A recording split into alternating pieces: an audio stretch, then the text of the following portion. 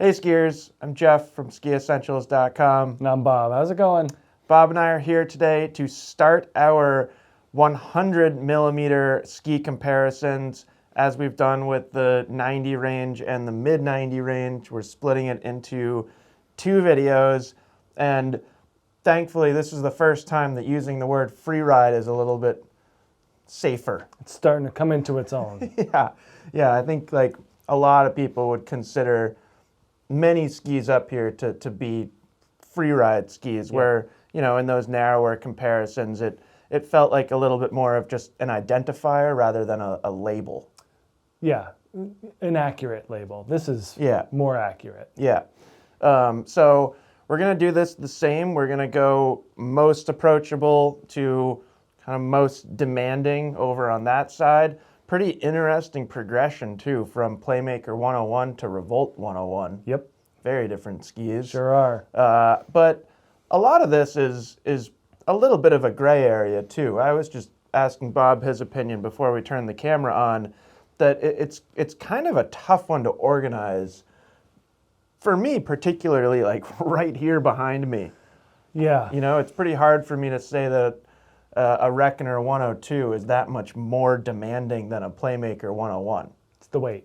Yeah. Oh. So we're kind of like, you know, a little bit of splitting hairs over here in the beginning. But I'm excited for this one. This is probably my favorite category of skis. You're quite fond of 100 millimeter twin tips too. Sure am. And most of these it's fair to classify as twin tips, but certainly not all. Yeah. This guy, that guy. That guy. QST 100 is a gray area, as is Revolt 101. Yep. So, anyways, looking forward to this conversation. I have skied so many of these. A lot of them are in my basement, too. This could double as a What's in Jeff's Quiver video. All you'd have to do is slap a bunch of pivots on these and it would look very similar. Yeah, not quite, though. It's not, my collection of skis is not that excessive. You currently own 7 skis on this wall out of 18. That was your count, and I didn't get the same number. Okay. We'll start with one. You own this one. Yeah, but it's older. Yeah, that's true. That's what I meant. Okay.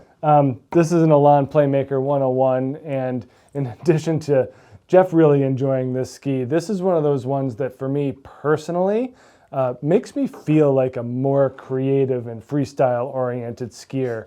It just makes that being creative so much easier, and that's the biggest benefit for a lot of skiers that are looking to kind of get more park-oriented, to throw those skis sideways, to kind of emulate what you see kind of in videos. I think that this Playmaker 101 does a great job of making that more accessible. Same ski as in years past. We do have their tube light wood core carbon tubes only underfoot here in this ski. They don't extend towards the tips and tails like they do in the Ripstick series. And then we've also always talked about this beveled surface here, especially in the center, where it's kind of a half cap, almost more than half cap in the very middle, where that pink sidewall is kind of, you know, buoyed by a bigger cap portion. And that does put more emphasis on the middle of the ski while keeping the tips and tails super light and really energetic. 1,628 grams here in the 180.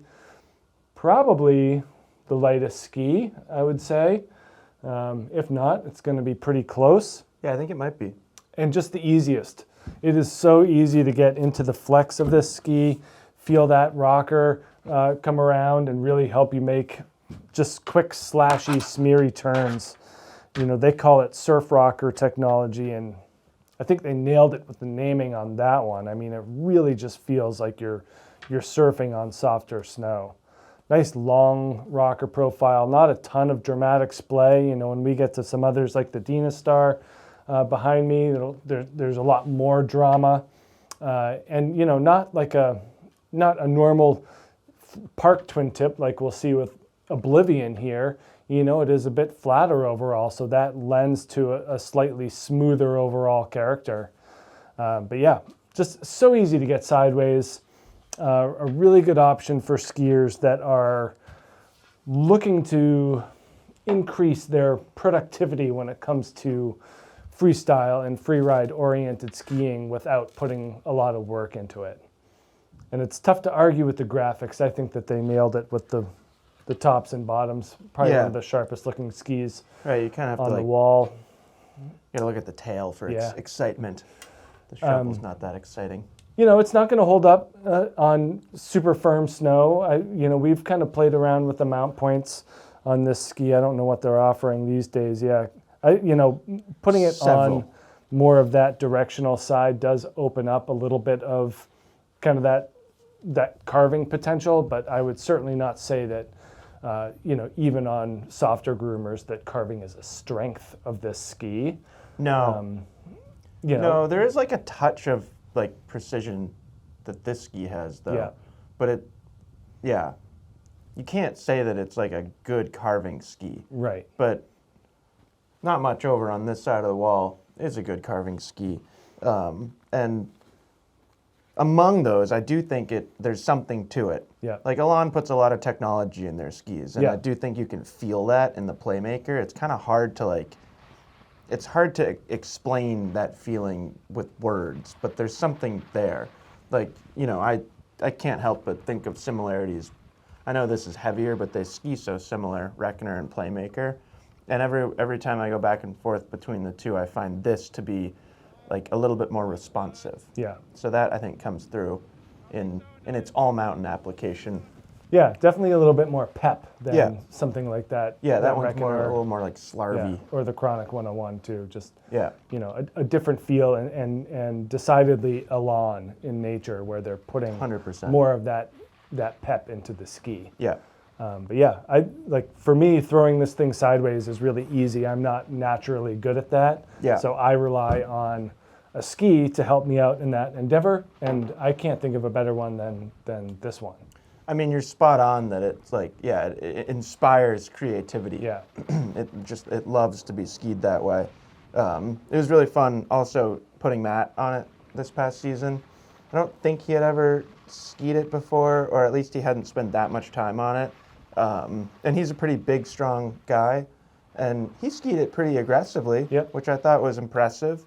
But yeah, I wouldn't take that as like a recommendation to choose this ski for speed. Right. It can do it. It's kind of skier based, and like you've talked about this before, like if you are a balanced person, then chances are you can get on this and ski pretty fast. But if you're expecting or relying on the ski to keep you upright, you might run into some issues. Yeah, and I've also found that this 180 is a non-starter. It starts at 188. No, it definitely skis short, because I ski the 180 and it's ultra maneuverable. It skis like a 175, 174, something like that. Yep. But a really good one to start with. And it's almost like, I feel like we've said this before about Playmakers, but it feels like a little bit unfair to have it right there at the beginning, because it's quite a lot of ski in Right. like its design and how it's built and the sophistication. So just because it's like over here on the left, don't take that as like this is like a dumbed down ski. Accessible does not equate to bad. Exactly. Yeah, and in this case, you could exaggerate that concept. Moving on here, this is a new one from Liberty. This is the Scope 99. You're 2 for 2 with owning skis on this wall, by the way. Yeah, but we're getting away from that for a little while. Yeah, this is a good one. We've talked about the Scope skis quite a bit at this point. They did update them for 2026, and in addition to those updates, we got a new 99 as well. I skied this quite a lot this past season, and it sort of like, I don't know, it at least changed my perception of scopes compared to the previous year. Yeah, because if you got on a 94 and a 104 from 2025. They do not feel like this. No. Like, not at all. Yep. So same construction on paper. It's a poplar wood core, and then we get that phenolic plate. So like a really interesting use of phenol. Normally you see that in sidewalls. Here they're using it kind of in a traditional horizontal laminate format underfoot. And it is like, that material is very dense. Yeah, yeah, it's Phenol. hard. Yeah, it's like in phenol sidewalls, you see them chipping a lot. Yeah. But I think in this application, it like, you know, you don't get that brittleness. It just adds some support. Right. So pretty interesting construction. Just about 1,700 grams here. This is what link do I have? It's right there, 180. Thank on top you. of that blue thing. Oh yeah, look at that. Figured it had to be right around 180. So not tremendously heavy, just a little bit heavier than our Playmaker there. And it's actually like, you know, it's got a little bit of supportiveness to it. Like, The tail is really, the tail is pretty The tail's soft pretty still, soft. but the rest of it, yeah. like I was surprised because you can ski it. Again, it's like it's not a big change from Playmaker, but you can start to ski this thing a little bit harder and kind of like push into this portion of the ski a little Yeah. bit more. It's thicker. It's a thicker core. Yeah. So yeah, you do get that support that you're talking about. Yeah, and then kind of like thinking back to what we were saying about Playmaker, how it's a little bit more responsive rather than like slarvy and loose. I actually think this is this takes it a step further. This is very responsive, and I didn't find it to be tremendously slarvy and loose. Yeah. It's still pretty loose, but it's not encouraging you to throw it sideways like the Playmaker. No, it's not. I found it to be a little bit more engaging Yeah. in turns. Yeah. And not as eager to go sideways. But I also found it, like, I pushed through that flex pretty easily. This thing? Yeah. Yeah, I'm not surprised. I mean, you probably feel that way on most things over here, Yeah, I would yeah. think. So, you know, looking at the shape here, good amount of tip rocker, pretty high camber height. Not like crazy high, but there's a good amount of camber, and I think that's where a lot of that responsiveness comes from. And then about the same for tail rocker, pretty similar in length to tip rocker, definitely 100% a twin tip. And yeah, I had a lot of fun on it. I think it's more all mountain twin tip and less park twin tip. I'm not sure why I felt that way, but I did. I did ski it in the park quite a bit, and it certainly works, but it's kind of one of those conversations where I would have park as maybe like a secondary goal or secondary focus rather than, you know, something like the ARV 100 or the Reckner 102. I'd flip that and say it's kind of the opposite. And I like that. I feel like that's kind of where Liberty has always lived in the ski world. I know I've talked about my friend that skis Sugarloaf, and has always been a big Liberty skier, and this is like another one that's like, yeah, you want a great tree ski?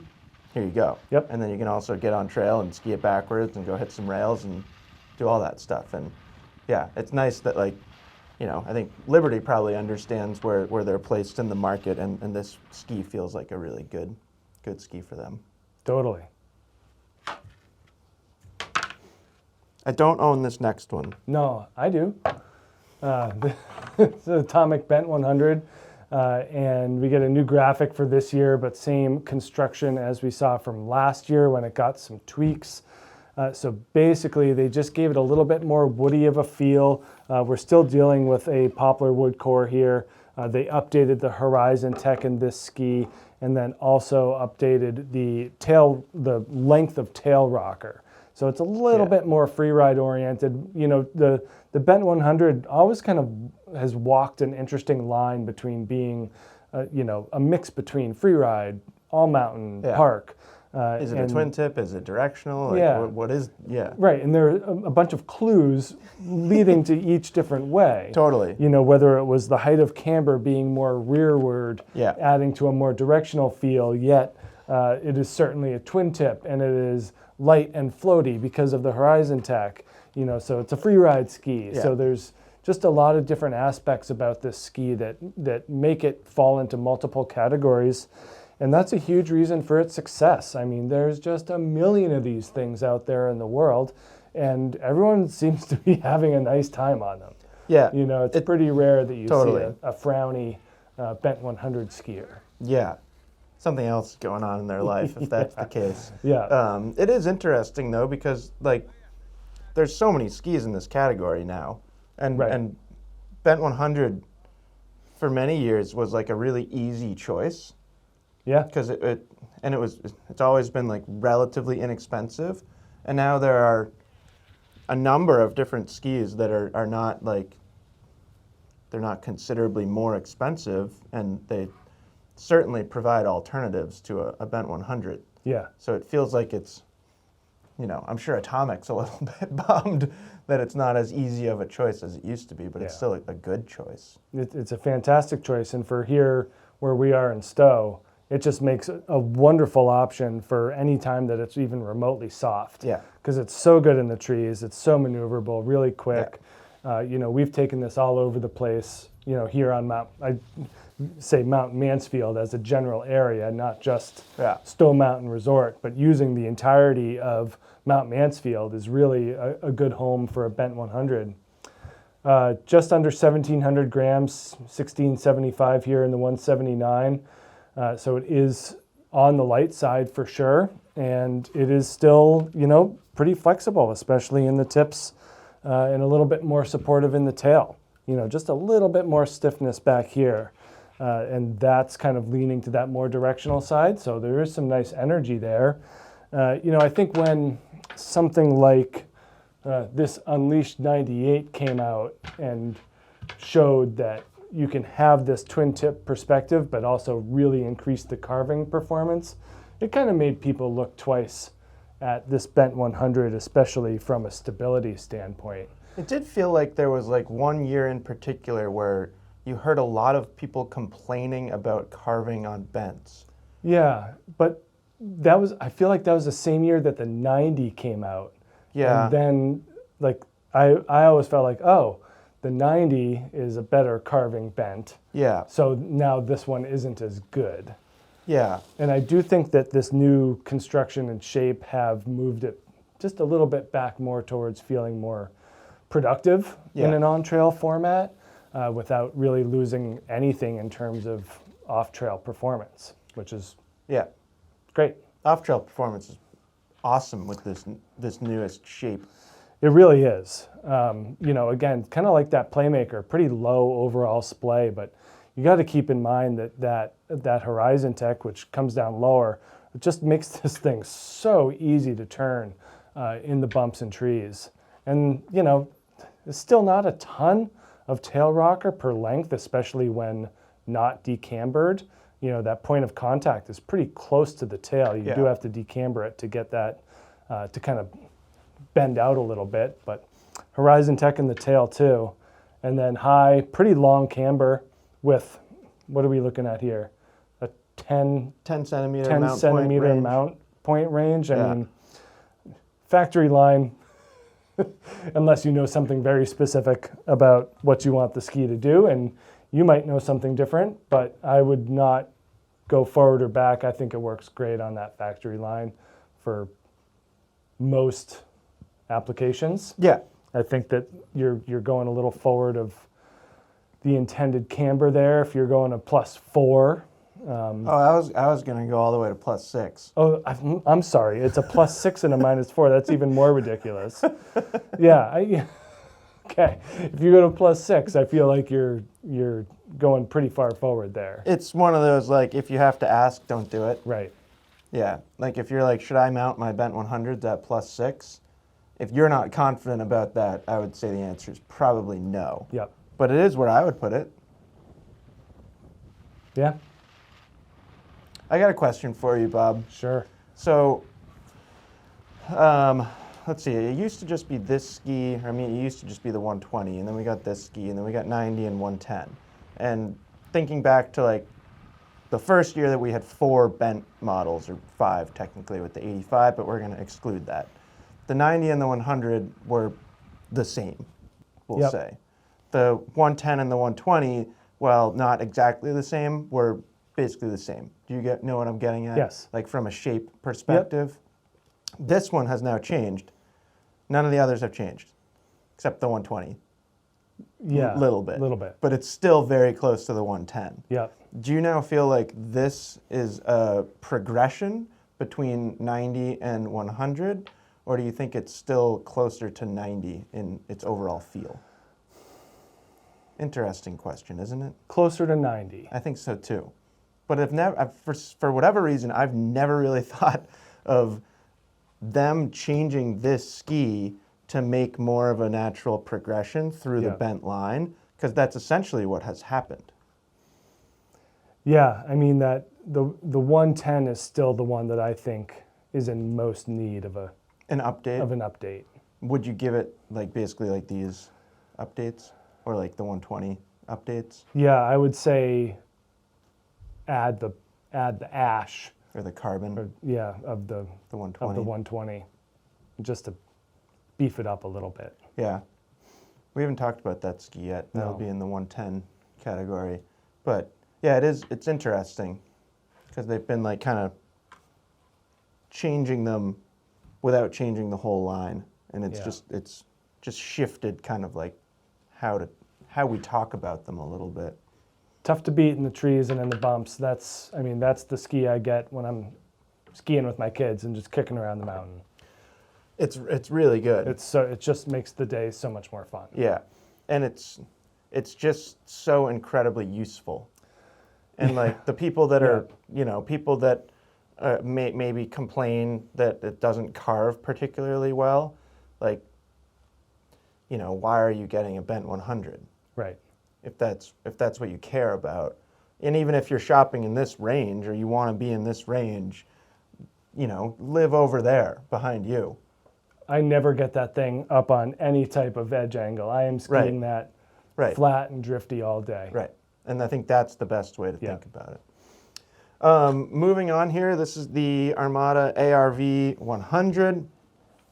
The ski's been out for a while now in its kind of current state, but they did make that change to the poplar wood core, and I'm glad they did. It's not like that happened for this season. It's now been 2 years? 2 years. Since we've had the poplar in this ski. And yeah, I like that change. I really liked the first ski too. Actually, the first year that these came out, I spent a lot of time on the ARW 100. I don't own this one, Bob, because it's different now. It's different, yep. I actually even forgot about that ARW. I actually think I gave it away. I don't think that one's mine anymore. Yeah. I think I passed that one on to a young athlete in need of some skis. Yeah. But yeah, I really enjoyed that first ski. It did have some limitations when it came to overall stability and stoutness. And one of the things that they've been going after with these skis is durability. They have that new wedge wall, sidewall manufacturing technique where it's like an angled relationship or angled joinery technique. Yeah. Between the actual wood core and the sidewall. So every time you impact something, it's kind of pushing those things together rather than pushing them apart. And I do think that switching from that lighter, I think they used to be Karuba wood cores. They did, yep. Switching from that lighter wood to the poplar has actually increased the durability even more. We did see some broken ARWs, ARVs in that first year when they went to this shape. So I'm glad they made that change. And then there's an ash insert underfoot too. I like to think of it mostly as binding retention, but it's adding a little bit more underfoot. Yeah, anything underfoot's gonna help kind of take some of the shock away. Yeah, exactly. 1,850 grams on our scale here, so 150 grams than anything that we've looked at so far. They're not stiff, but you start to feel a little bit more here. Actually, is it stiffer than a bent? I think it's more consistently stiff, but I actually might say the opposite. Let me try. I think this is a little stiffer underfoot, and then the tips and tails are a little a little looser. But Yeah, you can see that tail bending out a little bit more than that bent. But there is something about them now that they feel pretty solid, and I think that's a nice thing to have for this ski. And like I was saying earlier, to me, I think of this as kind of a park ski first. Sure, it's 100 underfoot, which is wide for some people in the park, but not for a lot of people. And there's not like a crazy amount of tip rocker up here. It's hard to say that tip shape is like particularly designed for soft snow. It feels like a tip shape that's more designed for park. And then a lot of camber underfoot, so you get very springy performance out of this ski.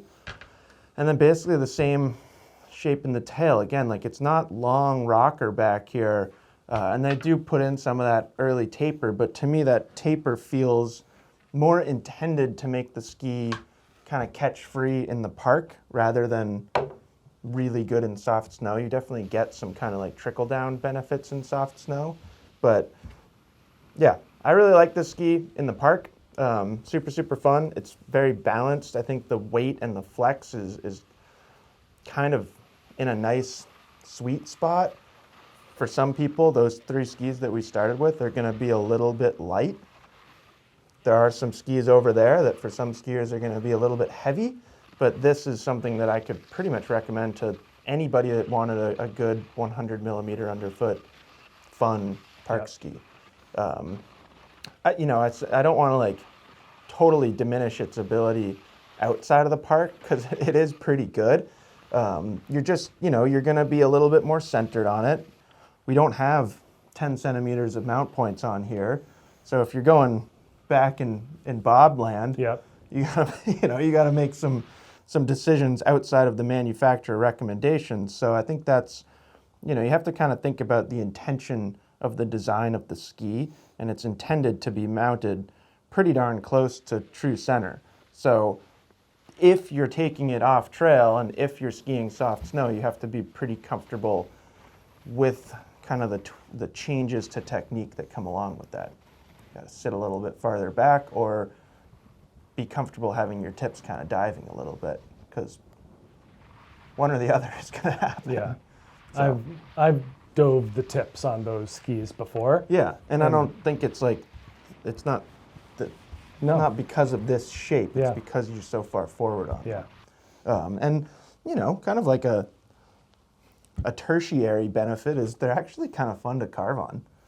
Yeah, you can access the entirety of the side cutting. Yeah. It's 18 meters. And a lot of these skis are really fun to get up on edge and feel it come through. It is a smoother, a little bit more powerful ski than what we've been dealing with so far. Yeah, like I'd say like all of those skis, or the first 3 skis that we talked about, if you're kind of, if you're laying it over on edge and expecting something out of it, you may feel the ski wash out, you may feel it kind of buckle a little bit, and this is starting to feel a little bit more consistent and more reliable in that situation.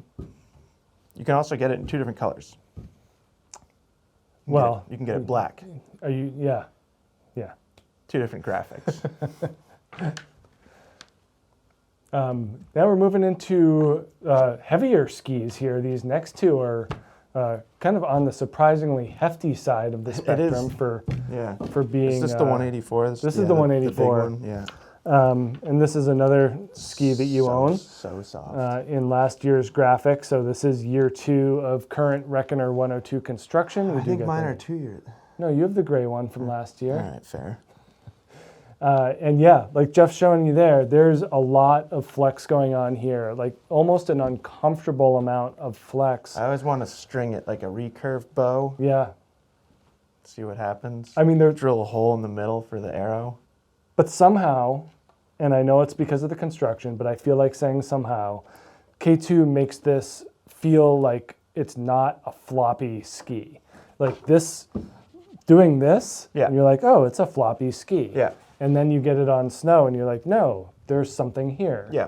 And a lot of that is due to the construction. This is kind of our first look at more carbon. We had it with the tubes and the Playmaker.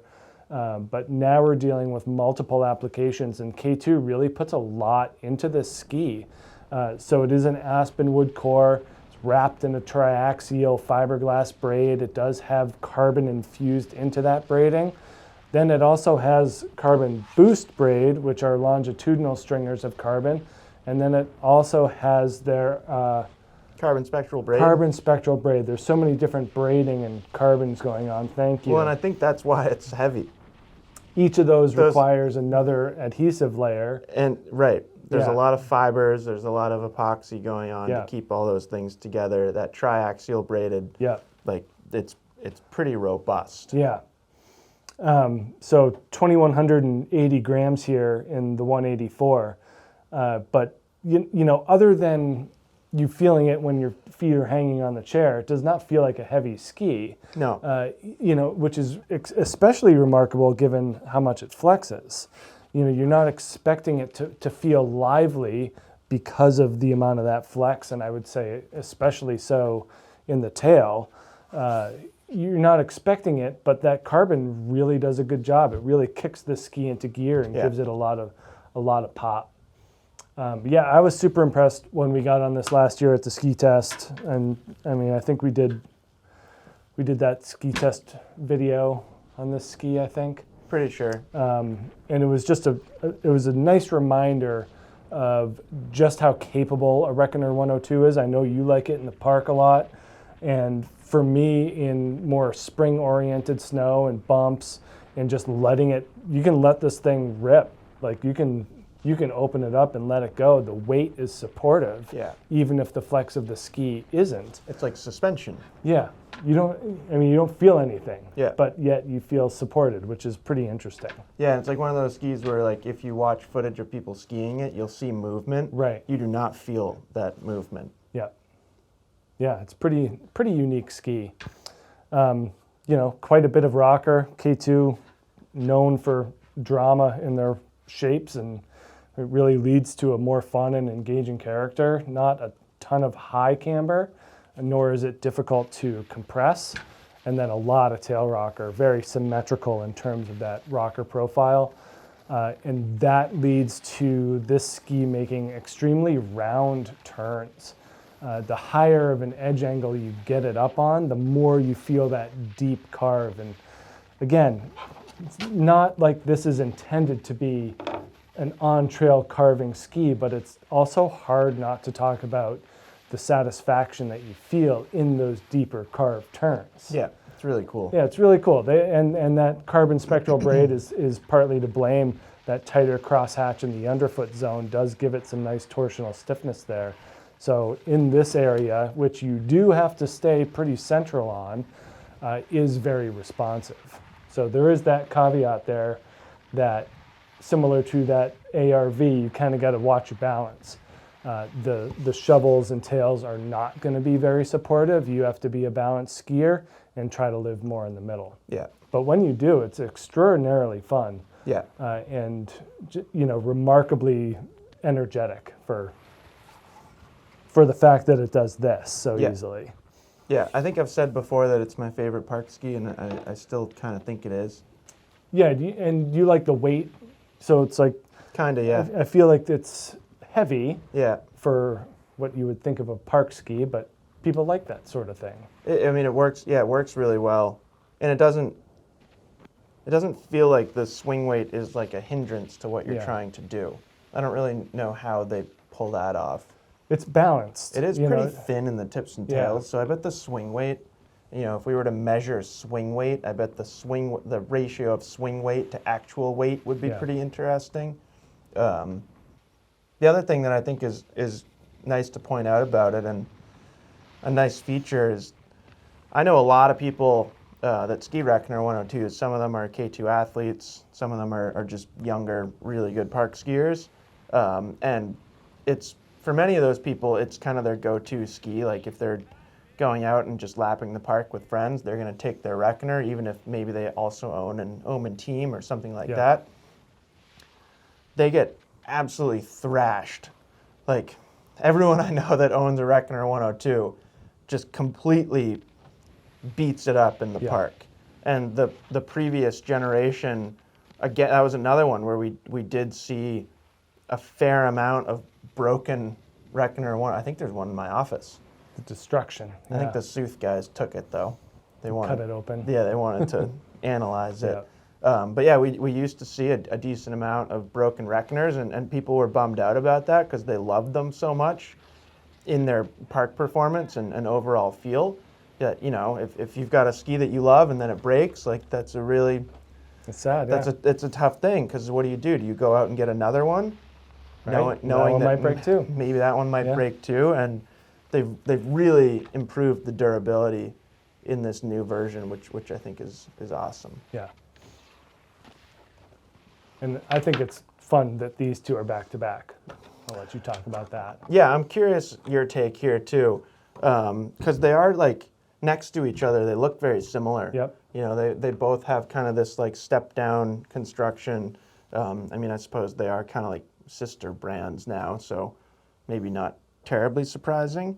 But this is the Line Chronic 101. This ski has really just pretty simple wood core. It's just that aspen veneer wood core, and that something that you've talked about, that really we like just talked about with the Chronic 94, is the difference in the milling of the core thickness. So that's like probably the most important thing to this ski's performance, is where they're making it pretty thick and hefty, and where they're making it like razor thin, paper thin. Yeah, it's really pretty impressive. You know, it's another one that's decently heavy. I don't know why I'm really bad at finding, because it's right there.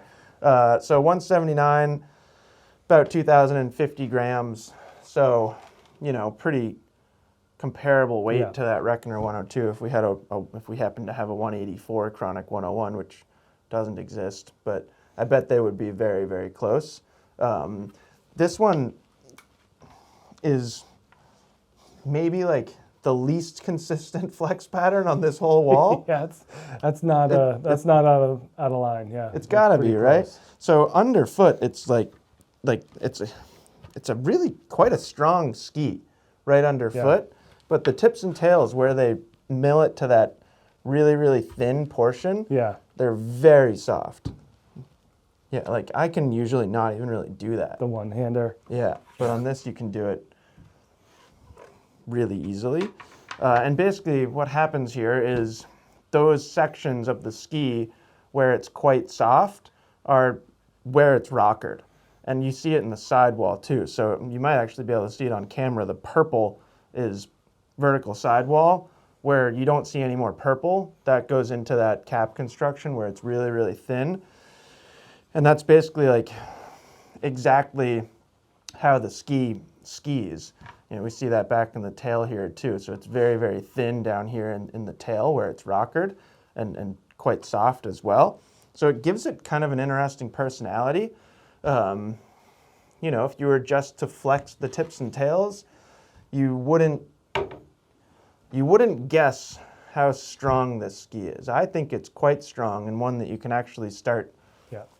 Like, I wouldn't have used the word chargy on any ski until this one. I actually feel like this ski is kind of chargy, and it's a really good one for people that like that kind of modern freeride-y technique of the straight sideways. Good stability when you're going straight.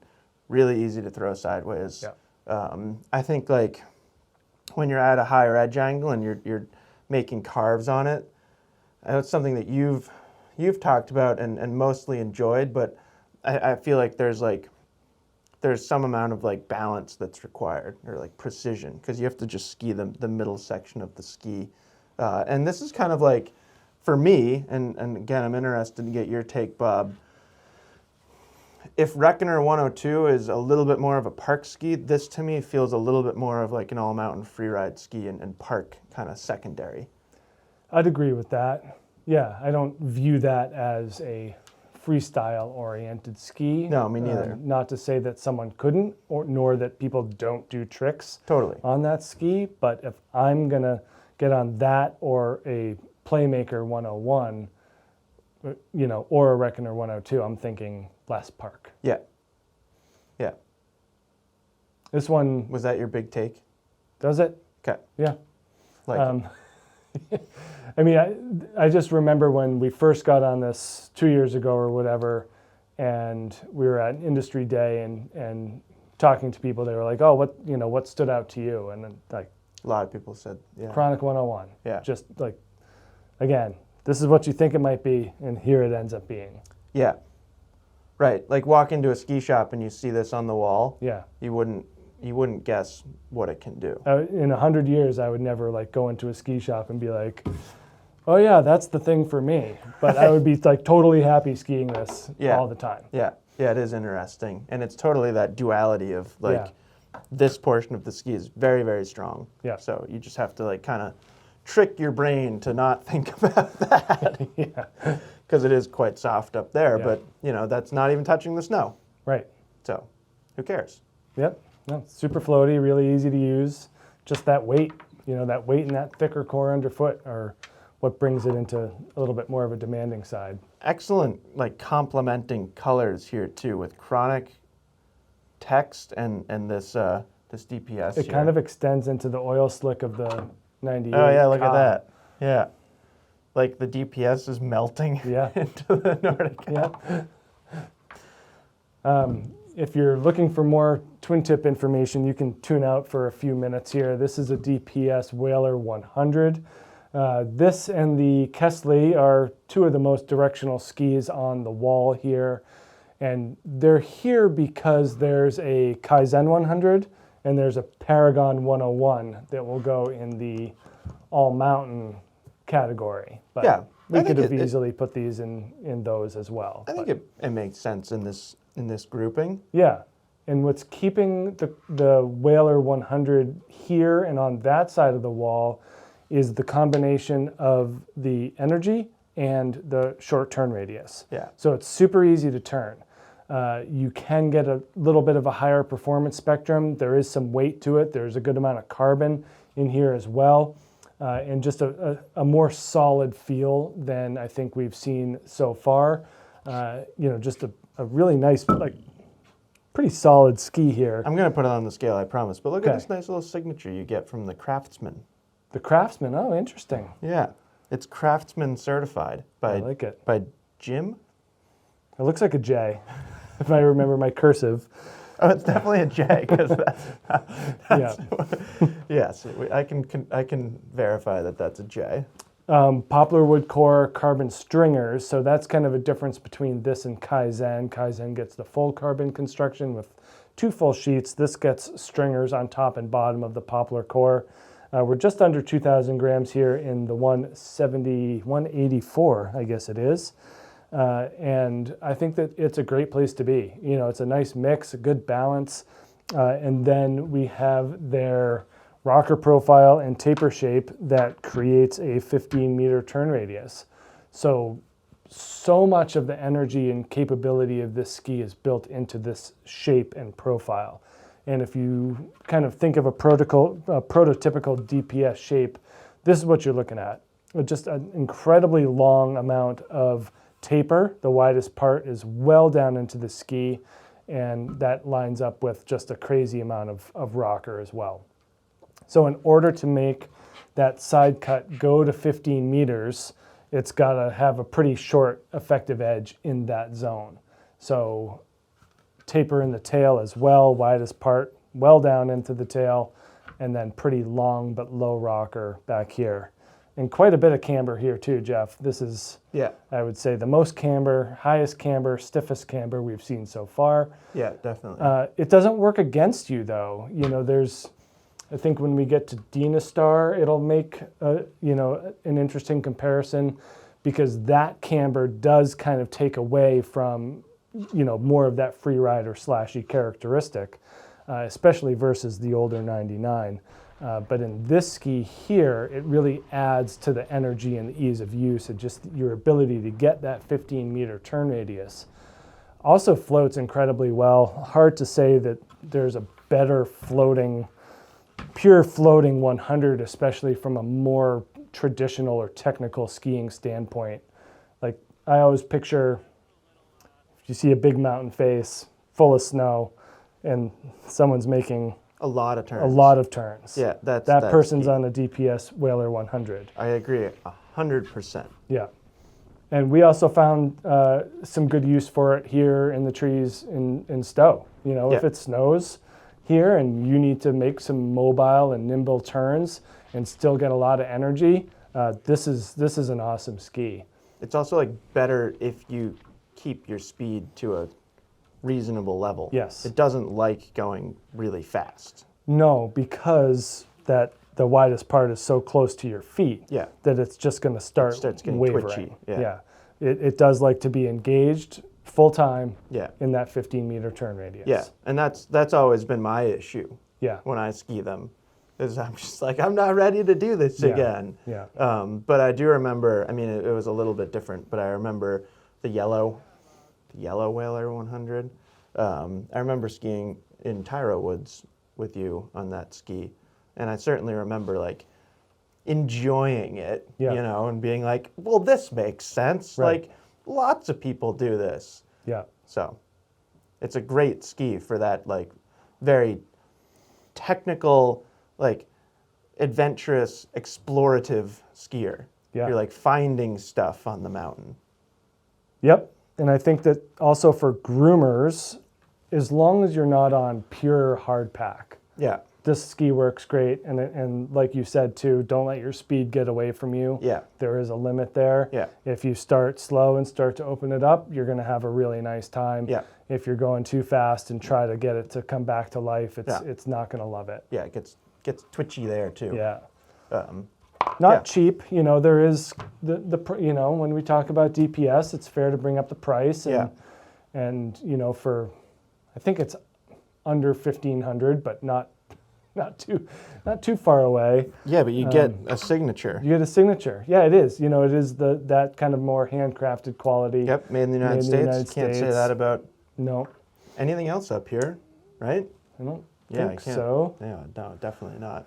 But yeah, there's those things, and it's not like it's twice as good as a ski that's half the price, but it does things that those don't do, and it does them at a different feel.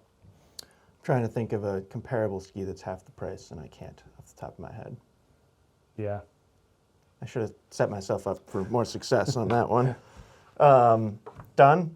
Done. Moving on. Yeah. Next ski up here, you're gonna like this, Bob. This is the Nordica Soul Rider 98. I love it. This is not actually the Soul Rider, but that's a ski that Bob and I both really liked. A lot of people did. In fact, I recently saw a comment talking about how this ski is the closest thing we've got to a Soul Rider since they did away with that ski. This is the Nordica Unleashed 98 CA. We still don't really know what CA stands for. Not trying to like throw Nordica under the bus or anything. I don't know what it is. So it's like an Italian term for fiberglass. Is that? Oh, I do remember having some somebody weird- mention that. Yeah. Yeah. And it was hard to tell if they were making it up or if that was Yeah. the reality. Yeah. It is. Yeah. It's interesting because when I first heard about this ski and saw it was called the Unleashed 98 CA, I was like, oh, cool. They took the metal out and they put carbon in it, and that's not the case. Nordica's like, no. Like, oh, well, okay. So basically, all this is they took an Unleashed 98 and they took the metal out. So it's basically the same wood core. It's poplar and beech. They call it a performance wood core. It's still not like light, you know, just taking the metal out. It's not like that's adding all the weight to it. This is a 186, so it's on the longer side, but it's 2,050 grams on our scale here. And it's, well, we'll flex it first before we get into shape. You want to get a normal one? Normal. TI. I have a hard time not calling this the 98 TI now I know. because Me it too. often comes up in relation And to. yeah, it's like basically the same exact weight. Yep. And then I want to just flex it because I don't think they're like tremendously different in flex. No, they're not. Yeah. Yeah. So they're actually quite similar. Same exact shape. So the shape is something that has been really important for Unleashed skis and how they kind of compare and how they fall in this grouping of skis. There's not a tremendous amount of tip rocker. And there's really like kind of no early taper. Would you call that no early taper? Because minimal at most. Yeah. And it's certainly not when compared to an Enforcer or a Santa Ana of similar width. Yeah, exactly. And that was always kind of interesting. It was like, oh, you made your twin tip have less taper than your all mountain ski. Yeah, it's interesting. And then same is true down here in the tail. There's not much tail rocker, and there's really no early taper. Not a ton of camber height. It's actually kind of lower camber height, which I think is nice. So Unleashed 98s, you know, in that form over there, they've always been just absolutely phenomenal carving skis. So if like you're looking for a twin tip, but you don't want to give up fun on-trail carving performance, this has been a great choice.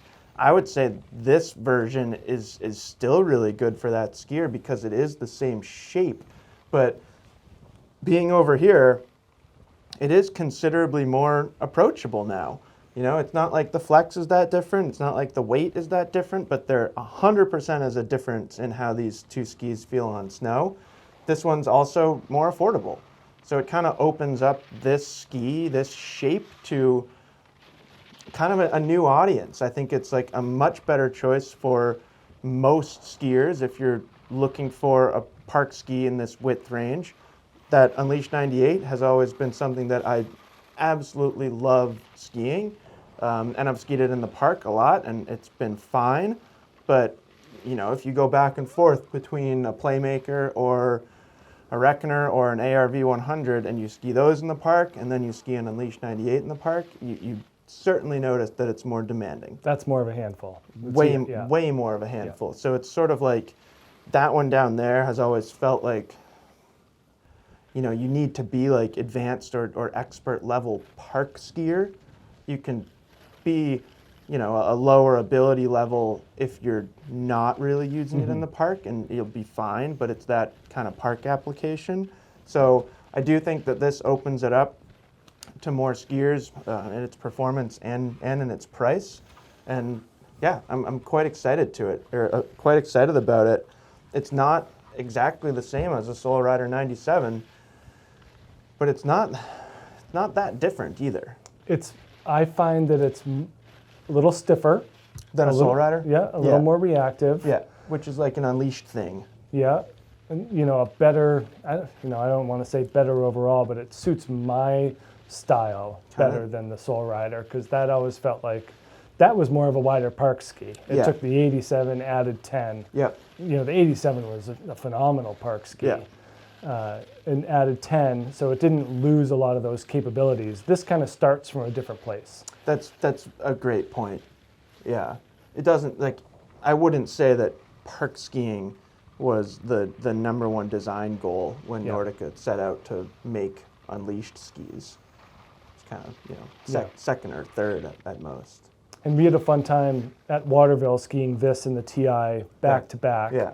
And kind of sharing our thoughts on that. And I remember very vividly on our last run down to swap out ultimately, and that place gets scrapey, you know, as places around here do. Yeah. And I was skiing down thinking that I was thankful that I was on the TI version because of how damp and grippy it felt. And you realized that you weren't? Only to look down and see I'm on the CA. No, it's still really strong. Yeah. Yeah. And I am going to have a hard time not choosing this over the TI version. Or probably recommending. Or recommending. My wife, for example. Yeah. I'm like, oh, she's always been Unleashed 98 adjacent. Yep. She needs a new set of skis. Yeah. And I'm like, oh, well, I think this one. Yeah. We actually had a good amount of women on it in our ski test. Yeah. And like my wife loved it too. Maybe both of our wives will be Unleashed 98 CA skiers this season. And it does come in that length range too, I think 156 through 186. Yeah, yeah, totally a unisex ski. Yeah. In fact, they've done away with the women's, Unleashed women's skis. Whatever they were, tree and ice. Yeah. That was very complicated. It's like, sure, yeah, we all know what gender that is. Right. This is a Kastle. Oh, you got a warehouse sale sticker on there. Look at Oh, that. sweet. How much is it? Am I allowed to say? I don't know. $699.95. Was that a discounted price? Originally $799. I think, yeah. Yeah, don't you know. can't buy it for that right now. You could if you were physically here. Yeah.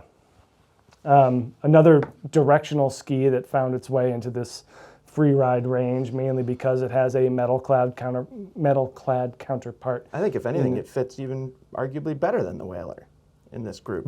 Especially versus its all-mountain Yeah. comparison counterpart. This ski is a ton of fun. The ZX line is really interesting because it does take a more free ride approach. It's really, they based it off of the initial ski, the ZX100. That was the first one. And then every subsequent Paragon, ZX, and what's the girls' version? Obsidian. Yep, Obsidian 92. Every subsequent one is based off of that ZX108. They don't change the rocker profile or taper shape proportions at all. So you're just getting a narrower version, or I don't know if they still make the 115, the ZX115. Oh, that's a great question. I don't think so. If they do, that still follows the same blueprint. But so for a 100, we end up getting a blend of poplar and beech in the wood core, and that's it. No metal. A wider block format too. So part of the reason why they weren't retailing for $1,100 or more is that they did use that wider block format in the wood core, trying to kind of make Kastle a little bit more accessible to a wider audience and not be too priced out. But yeah, they ended up making a really fun ski with this 100. There's just a lot of great energy to it, especially with that flatter tail. I mean, you're really feeling a nice rebound out of the turn. Another one where I kind of gravitate more towards the non-metal version, similar conversation to the CA versus the TI Unleashed. Like you'd rather have a ZX100 than a Paragon 101? I'd have to sleep on it, but it's certainly a discussion that I would have. That makes sense. Because I think that the purpose of this ski is to be more mobile and energetic. Yeah. It's just shy of 2,000 grams here in the 181, 1925 or so. And we do see a good amount of tip rocker here. So nice hefty feel underfoot and then super surfy in the front here. Really just a long rocker profile. Again, the taper of a wider ski. So all of those footprint things in the ZX108 just pared down into a 100. And then like more camber than the Paragon. I don't know if you've done a back-to-back of the... Yeah. This I've has always more wondered camber. if that had something to do with the pressing and the metal and like It's gotta, and they're relying more on the metal to pick up the slack in terms of performance, Right. whereas with the wood they add the camber in Right. order to add energy. But like I'd be curious to see how different the molds actually are. Do you know what I mean? yeah, Or if it's Right. like if it's coming out of the mold. I don't know. I don't know quite enough about ski construction to be confident about that opinion. right. And I feel like everyone does them differently too, so it's Yeah. hard to say Yeah. that because you saw a Blizzard ski in the press that a Kastle is made the same way. Can't imagine there's... I don't think there's too many different ways to make a mold of a Right. ski. Different like materials and stuff. Yeah. But yeah, overall the process is similar. But like it's interesting how like materials cure and then what happens Yeah. to flex pattern, like camber height and flex and Right. stuff like that. Yeah, flatter tail. That's the deal here.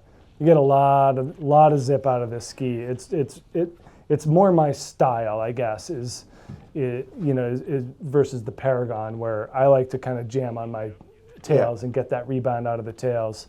The Paragon is a lot more sweeping and bigger turns.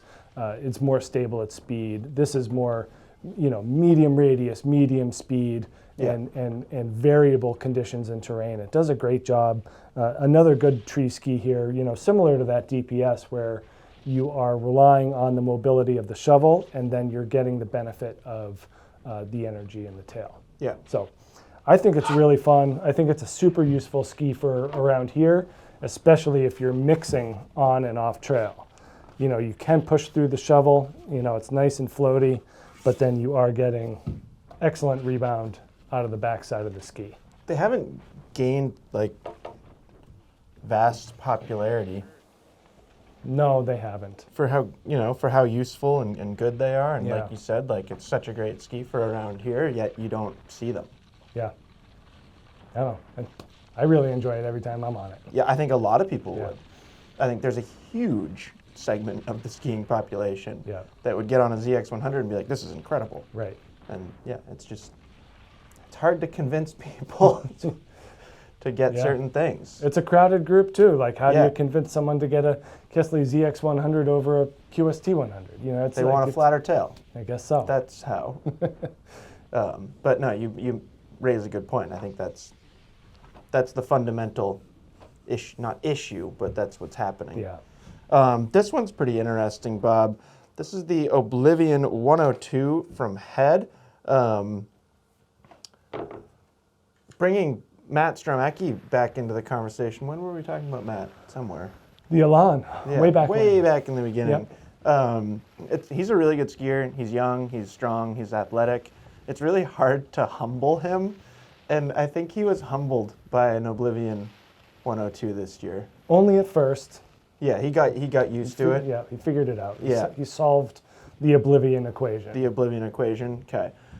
It is a very unique ski, and to me, it kind of falls into that like almost expert only category. And there's a few reasons why.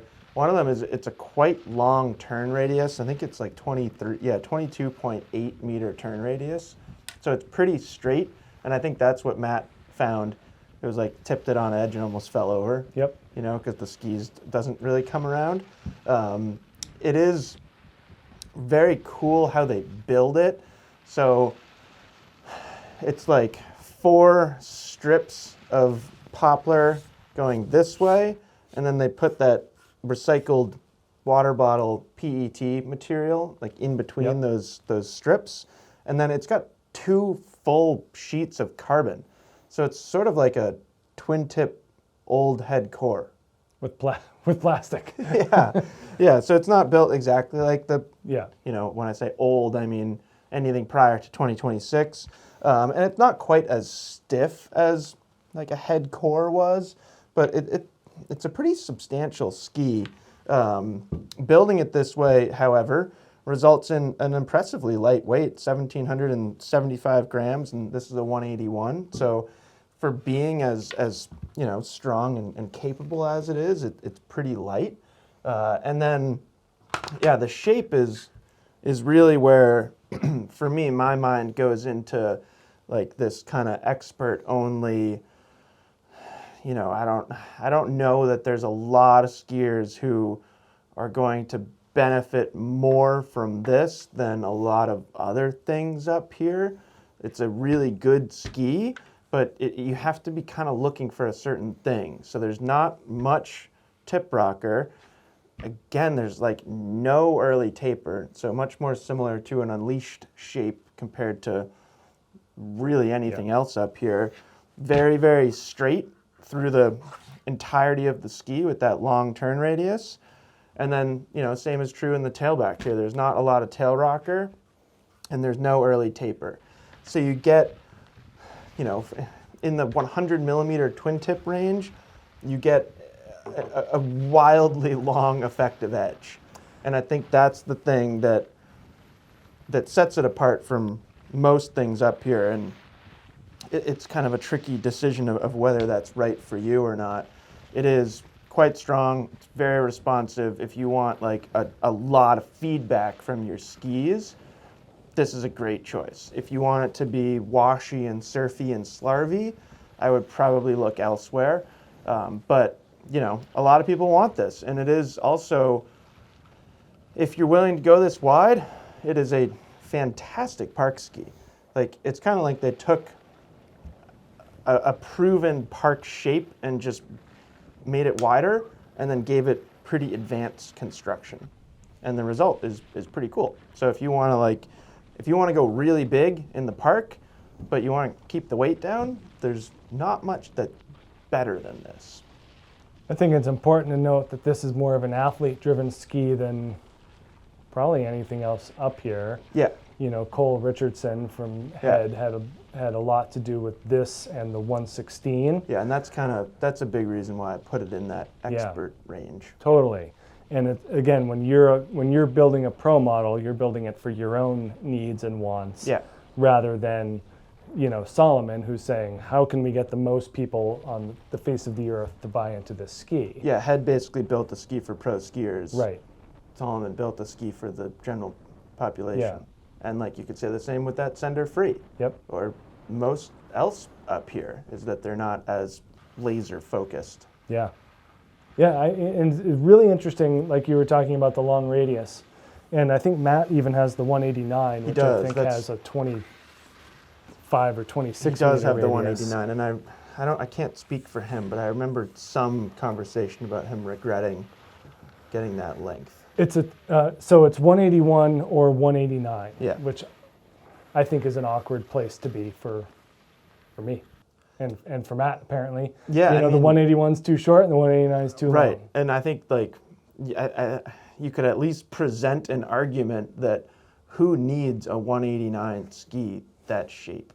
Right, and that's where the pro level, that athlete inspired stuff comes in. That these people are doing things that you and I aren't. We're not doing. Yeah. So yeah, they need a specific set of parameters. Yeah. It doesn't work well for everybody. Yep. But I love how it's a unique and it's very unique and really it's a fun ski to be on, and it does present very different challenges and benefits than some other skis. Yeah, and it also it feels distinctly high quality. Yeah. Like it's a very, very well-made ski. Yeah, I mean, they have a very robust competitive department in the race world. Yeah. So it makes sense that would filter into these skis as well. Yeah. Now, like the opposite here, this Salomon QST 100. I mean, Salomon has a very established race department. They do. It's just not, a little different. You know, we've talked a lot about these new QST skis, and this 100 is arguably the most well-rounded of them all, depending on what you're looking to do. For QSTs or on this wall? For yes. You know, there's so many things that you can experience and learn about a QST 100. The more and more you ski it, there's always something more that you find that it's able to do. What I found about this ski to stick out first and foremost is it does what it's asked. It doesn't matter what you ask it to do. Yeah. It'll be able to rise to that occasion, which is something that you don't experience a whole lot in a variety of different skis. So I think Salomon has really done a good job at making a ski that does what it's told, and with really minimal complaints. It's pretty amazing. Just under 2,000 grams here in the 180. Is this 180 or 181? 180. So it's got the heft to it. You know, it does feel like a considerable product. It really does. Full poplar wood core. We get full length basalt stringers. One of the things they were able to do is mix up their cork damplifier material. So now it's more of a horseshoe shape going around the shovel, as opposed to it was just kind of a block on the front. That allows them to extend those basalt stringers, both tips and tails. So you get a lot of energy and a lot of that predictability from that material. And then the cork does a really nice job of keeping things quiet. And this is another ski where we'll bring up suspension and kind of the view of the ski as bouncing or moving does not equate to that feeling in your feet or your body. Not at all. So whether it's the cork or the basalt or just the denser, thicker, the thicker core profile of the poplar, it's a very smooth ski, even if you can see it, especially on some of our filming, bouncing around. It doesn't feel that way. But yeah, this is a very supportive and very predictable ski. I think it has some of the best steering capabilities of anything out there. I would say, me personally, and I don't know how you feel about this, went back and forth more than ever on both the QST 100 versus 94 and 180 versus 188. And interesting that there's the same gap in an Oblivion versus a QST, but I don't feel that they are nearly the same in terms of the disparity in length. And so I don't have that same decision-making process at all. I know. I don't need a 188 I'm tortured, or a QST 94. or a QST 94.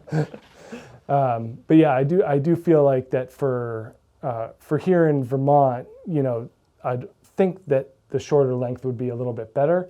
But then the fact that the 188 just steers so well and does not feel like it's overly demanding or too planky, just makes it, you want that extra stability. It only boosts the on-trail performance going longer.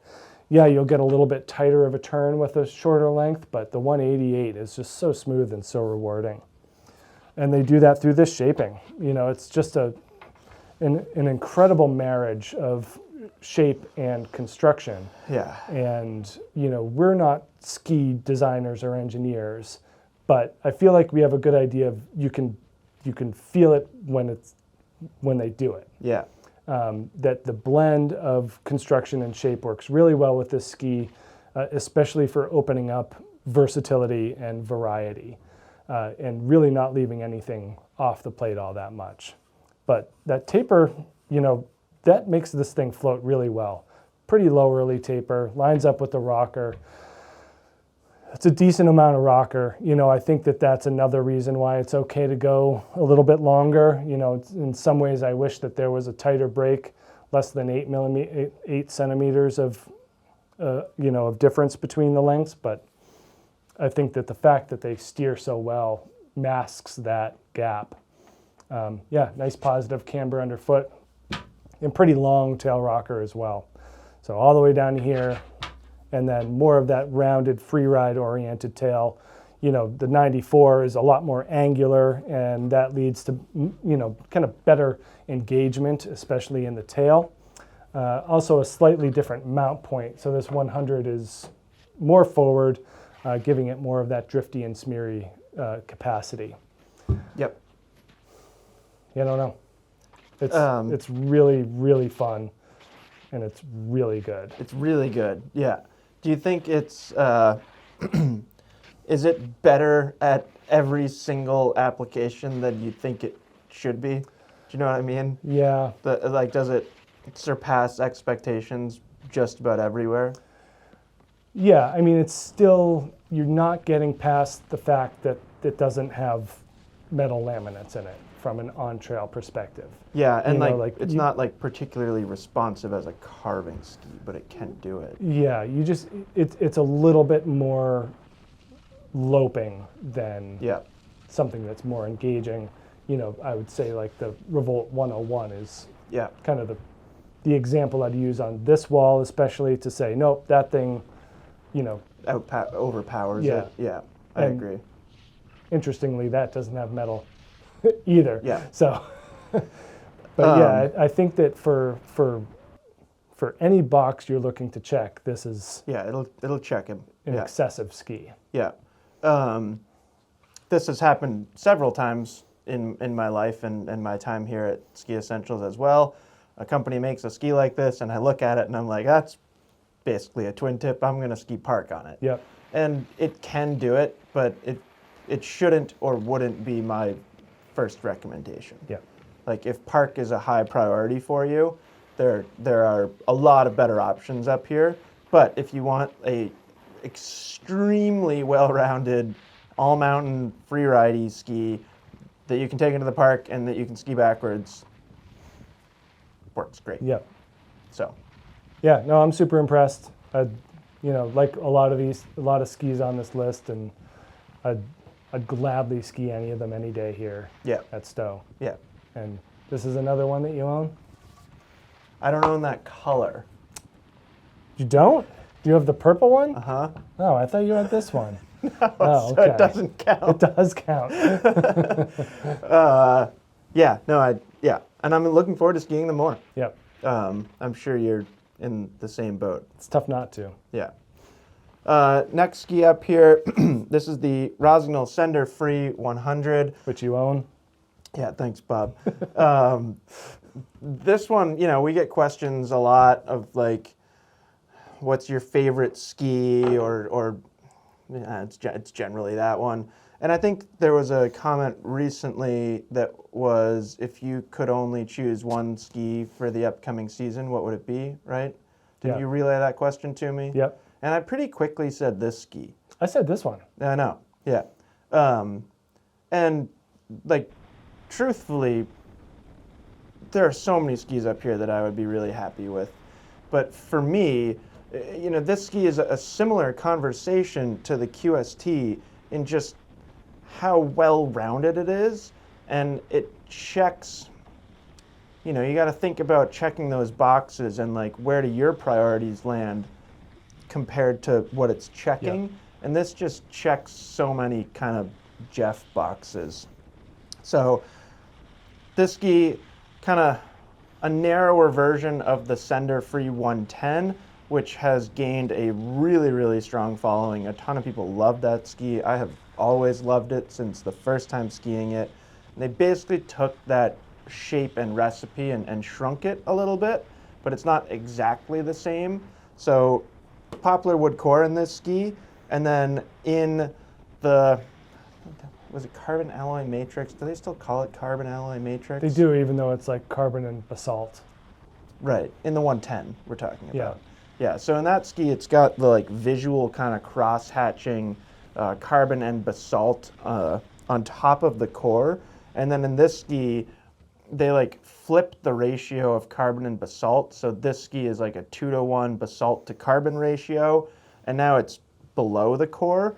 So they like don't look the same. And the first time I saw this, I was like kind of bummed and a little bit concerned that it wasn't going to be as much ski as the 110, and it might be like a slight tick down in like stability or overall strength, but not much. So to me, it's more similar than different to how they built that 110.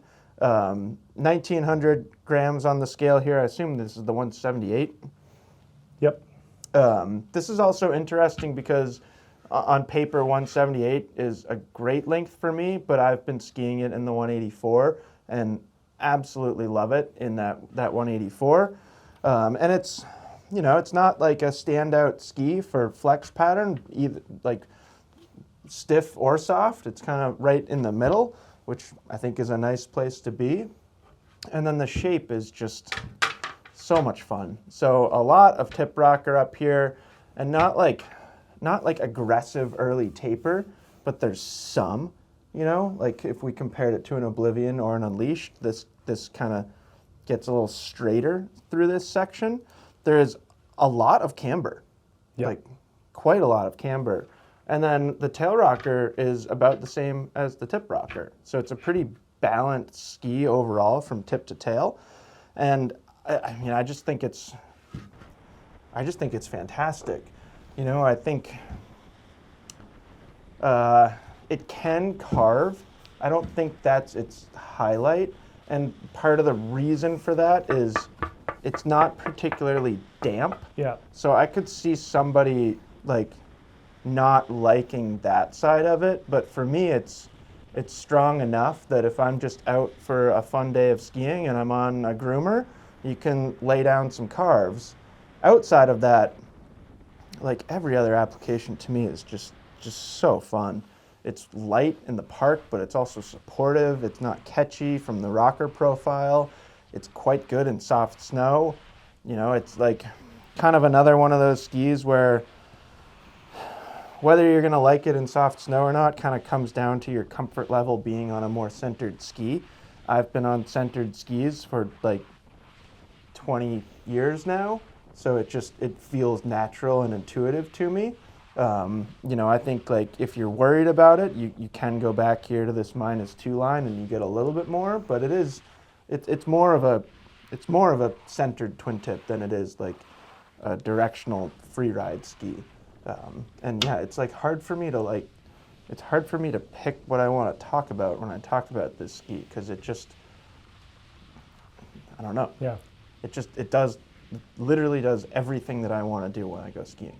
Yeah, and like you said, you can change that character by going to that -2. I always find I like to ski skis where the manufacturer wants manufacturer you to. says, and for me, that makes this thing like a little bit jibby, like if that makes sense. Like it's too jibby for me, like too central, and I kind of Like anywhere or even going down -2. -2 is a little bit better, But still, I mean, it's like it's not intended to be a bob ski. No, and you were mentioning if damping is the only thing holding you back, but you like that overall shape and style, it's not a big move to the new Dynastar M-Free 100. Or the last one. Right. You know, go forward to M-Free or go back to QST, and both of those have more vibration damping, and they're both more engaging as like a carving ski. Yeah. Or they both have more roundness to them.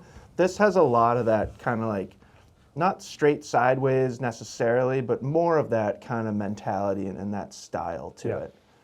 But yeah, I'm excited.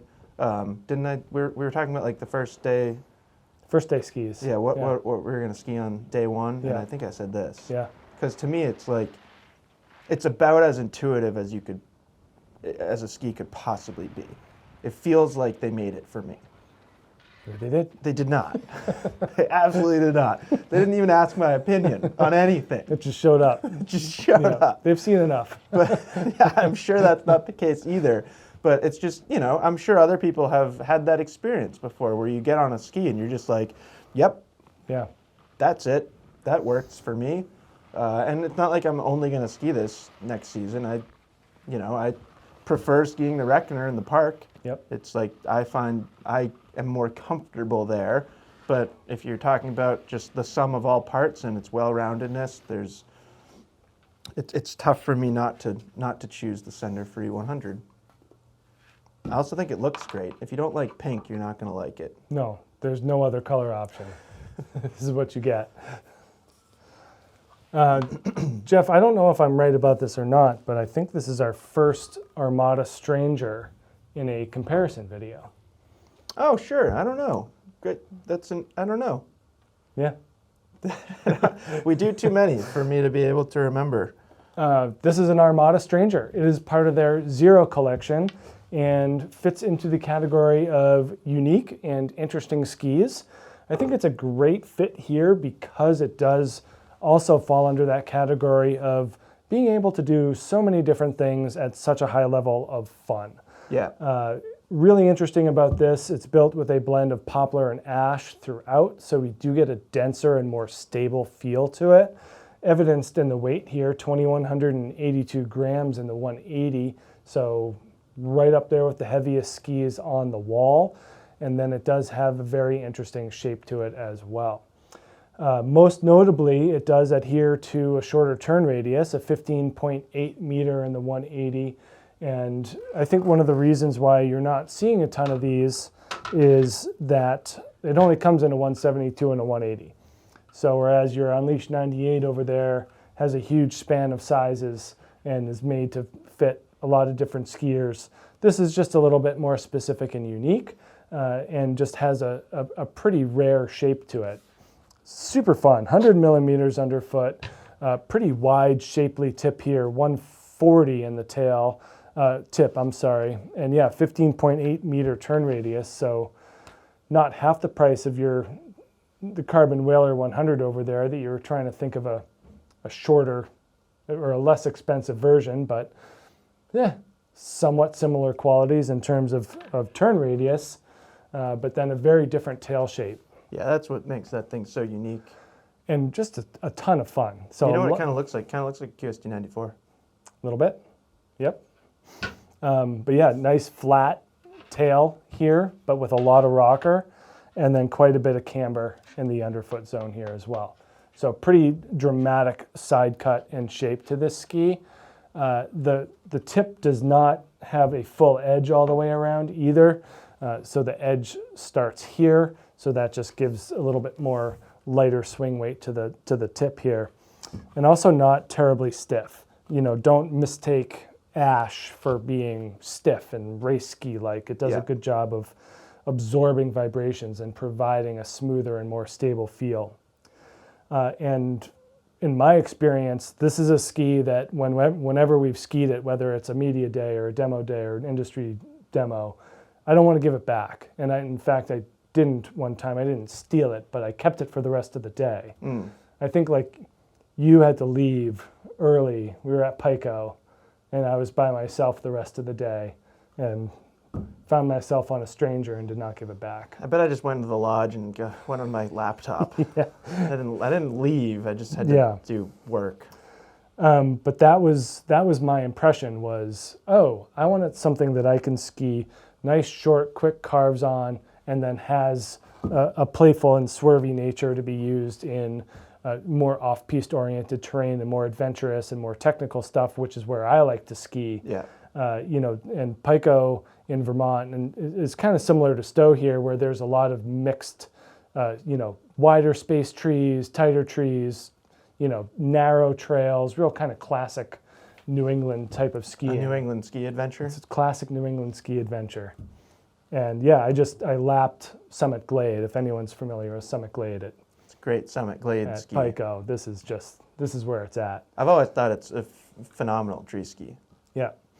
Yeah, and it just has that slightly heavier feel and a little bit more camber, and that's just keeping it on this side. Yeah, does the weirdness keep it over there too? I think so. That it's not like immediately intuitive. You get on it and it's not like, oh, I've skied this before. Right. Because, there's not much like it.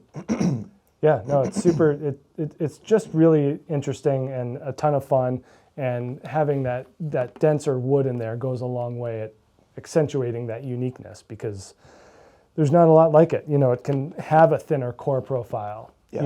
If you want a heftier ski without metal that's damp and you're not using denser wood, then you end up with a Chronic 101. Yeah. With that thick aspen underfoot. Yeah. So it's a difference in construction for sure. Excuse me. Emotionally, I have always thought of this in a similar way as I think of the Mirror's Core. Yeah. They're not like the same, and they have a lot of differences, but they're so unique, and they both have like a really fun vibe. Yep. And they both have shorter turn radius too. So that's why I think I've placed them in the same bucket, sort of. But yeah, I don't know. It's a tough one to have in a ski comparison, because there's not that much that compares to it. And you don't see them. They're not out in the wild. They don't make that many either. They don't make that many. Yeah. Yeah, and it's unfortunate, because I think it's just extremely fun. Yeah. I've always, I really like the just simple muted graphic too. There's just like nothing. Oh, they look Just great. gray. All right, next ski up here is the new Dynastar M-Free 100. Not to speak for our coworker Matt, but if you take what I said about the Sender Free 100 and how it just feels like it aligns pretty perfectly with how I like to ski, I think it's fair for me to say the same thing about this and Matt. I'm pretty sure we could go get him from downstairs. Yeah. And ask him, and he would say yes. Pretty interesting, Rossignol and Dynastar are adjacent brands under the same parent ownership, and they both nailed their new 100 underfoot twin tips, and they're pretty different too. Right. Which I think is great. So this one has that hybrid 2.0 construction, so the poplar and then the polyurethane along the edges. Really a very interesting way to build a ski. What do we got? 1,960 grams on the scale here. So it's not heavy. This is a 185. It's one of the longer lengths we have up here. But it does, it's pretty stout. The milling and joining of those poplar cores in the 2.0 builds. Yeah. Especially versus the 99. So this is the last of the skis to get that 2.0 upgrade. Yeah. And it's pretty fun to take that older 99 and put it right up against here. Yeah. And be like, oh, that's a very similar. I kind of wish we had one, because the shapes are a little different too, 99 to 100. So kind of the big thing with this ski is all that camber. And it's kind of hard to, it's kind of hard to push through. Yeah. So it's a little bit deceiving because you've got all this tip rocker up here and you've got a pretty kind of pointy, tapered, similar shape that we've seen from Dynastar for a while now. Not quite as much taper as the 99. So that ski, the 99, feels a little looser. This ski feels a little bit more engaged, a little bit more bite in the tips and tails. And, again, it's like deceiving because that's a lot of tail rocker. So if you just looked at the amount of rocker and taper in this ski, my guess would be you would not realize how well it just rips carving turns. And really likes to be used that full. If you can get that whole effective edge, you're rewarded with an uncommon amount of energy and rebound. It's unbelievable in this grouping of skis, all these twin tips up here. There's not a lot of skis with a lot of metal in them up here. And just like to be able to get this amount of carving performance out of a twin tip with no metal is wild to me. It's quite impressive. I would say it equals the Unleashed 98 in its carving ability. Yeah. And that's impressive because that ski is incredible for its carving ability. So if you want to compare this to Sender Free 100, which is something that has come up a lot in the past 6-7 months, you basically take away a little bit of the looseness of the Rossignol and you add in more bite. And you have to kind of think about those things and decide which is going to be more of a benefit for you. So for me, I'm almost 40. I'm not getting younger. I'm not getting younger. I'm not really getting more willing to just hurl myself down the mountain. Yep. So for me, the added maneuverability of the Sender Free 100 is more of a benefit. For Matt, he's 6'2" and probably weighs, 40 pounds more than me, I would guess. I can't remember off the top of my head. But he's much bigger, he's much stronger, and he's much younger. So for him, if this ski is a little bit more demanding when you take it off trail, that doesn't matter because then he benefits from the kind of increased overall strength. And just I thought it was very rewarding just watching Matt ski it this year. And I think watch Matt ski it, and if you ski like that, or if you aspire to ski like that, then you're absolutely gonna love it. And then I think it's not that it's hard to ski off trail or in softer snow.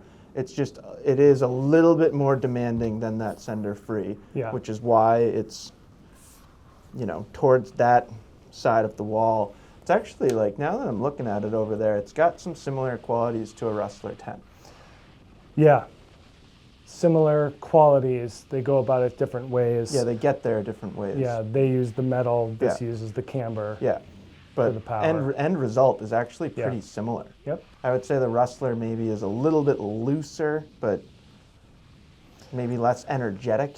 I think that might be a better word. This ski is very energetic. I also want to take credit for handing this to Matt. I skied it first. Oh, okay. At our a media day or something. And then handed it to him. I'm like, oh, this one's better for you. And then he had one of his own in a week. Yep. Matt's pretty good at procuring things. Yeah, when the stars align, then it's a lot easier. Yeah. So.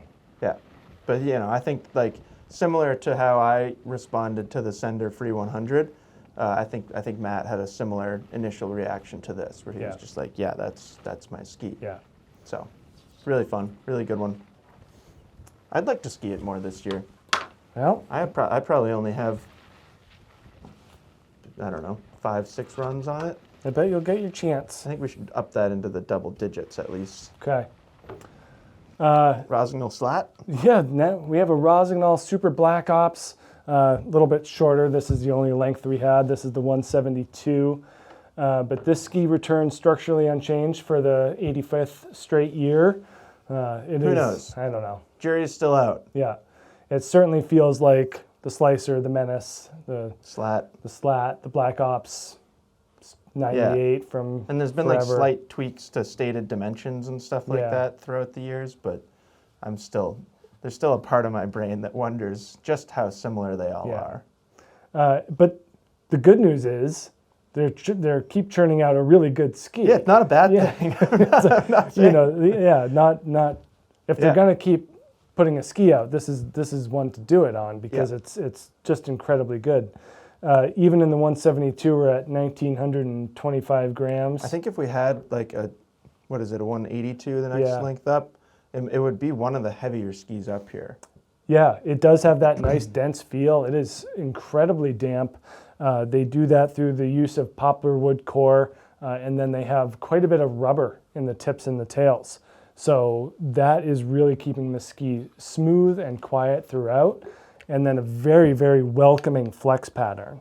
So I think that the weight is kind of offset by that flex in terms of making it accessible, and just is incredibly quiet. I can't think of for vibration damping. Yeah, it's up there. It's got to be the winner, right? And which is good if you're on trail and carving turns. If you're in the park and you land a jump, those are all really good things. If you're getting it off trail, it's just a little bit heavier to maneuver and not quite as lively. So this is where ability level comes into play. This ski works better on the feet of advanced and expert skiers. It really likes speed. It likes speed. When the Unleashed 98 first came out, there was a lot of conversation about Black Ops versus Unleashed. Yep. Like which is a better carver, which is stronger. And I always went with like Unleashed is more responsive and more precise as a carving ski, but I actually would say that this is overall stronger.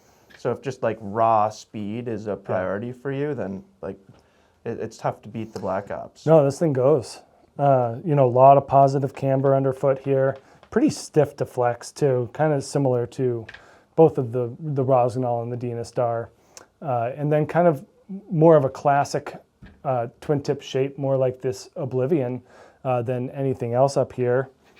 A little bit flatter of a tail. I think it's an interesting difference because you have that Oblivion tip and then you have, I don't know, what would you say? Something else up here.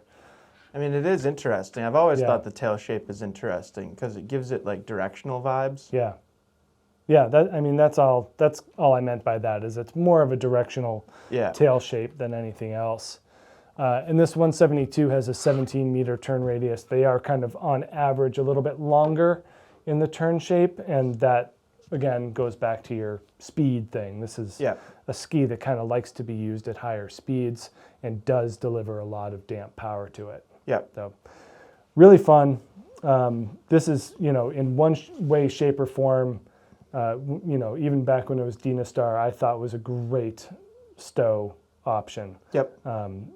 It is a little bit harder to maneuver in the trees.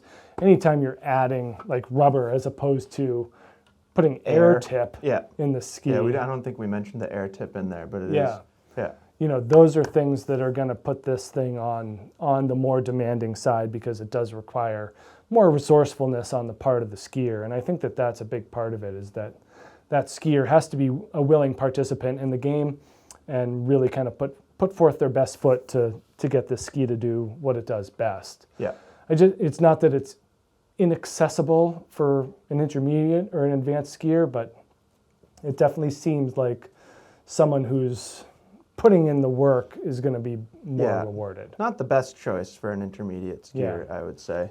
I also think it's interesting, if you had no existing knowledge of this ski or anything else, I suppose, if you were shopping for a twin tip around 100 underfoot and you went to Rossignol's website, you would be like, well, what do I get? Do I get the Black Ops or do I get the Sender Free 100? Like they're 2 millimeters apart. And it's very easy to decide between the two, or at least it should be very easy to decide between the two because they're very different. Yeah. Like Sender Free has way more like kind of modern freeride influence. It feels lighter and like driftier. This just feels damp and strong, and you know, to me, feels kind of heavy.